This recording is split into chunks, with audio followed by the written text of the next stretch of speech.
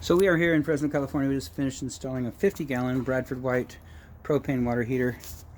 And you can see there's your model number and serial number right there. Up the top, existing ceiling bucket, that's yours, the piece of metal that's actually in the drywall. And then the B vent, you can see popping through just about an inch of it, the old dual wall B vent. And that guy goes up to the roof there. It is sealed on the top, you can see, but it's not sealed on the bottom, so it's free floating. It's going to be temporary, but construction is going to go on for probably about the next year during a remodel. And you know, as long as you don't get water through, they're great. But if you do, you'll need a roofer to come out here and get that sealed for you.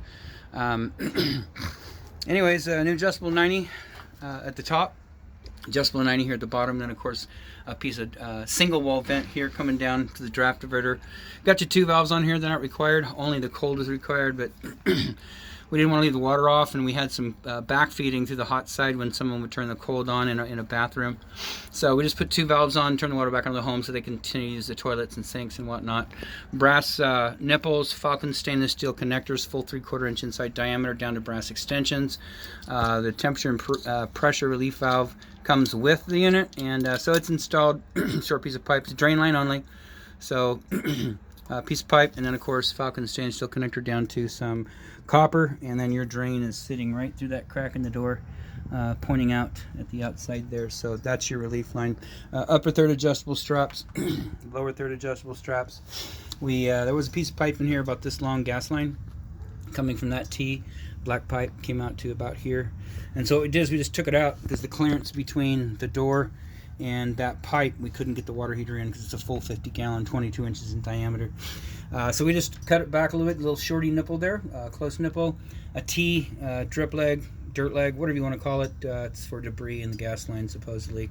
Short nipple, brand new gas valve, brand new connector over to brass 90, and a short nipple there. Brass is compatible with gas, as you might imagine, because that's what a valve is made of, brass. And it flows real good. Brass, iron pipe, galvanized pipe, all great for gas.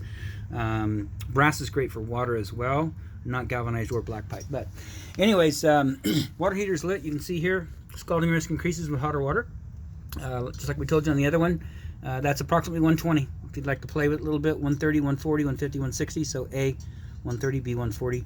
I recommend that as the maximum. 140 is super hot, but it just depends on, you know, the client, how high they like that water.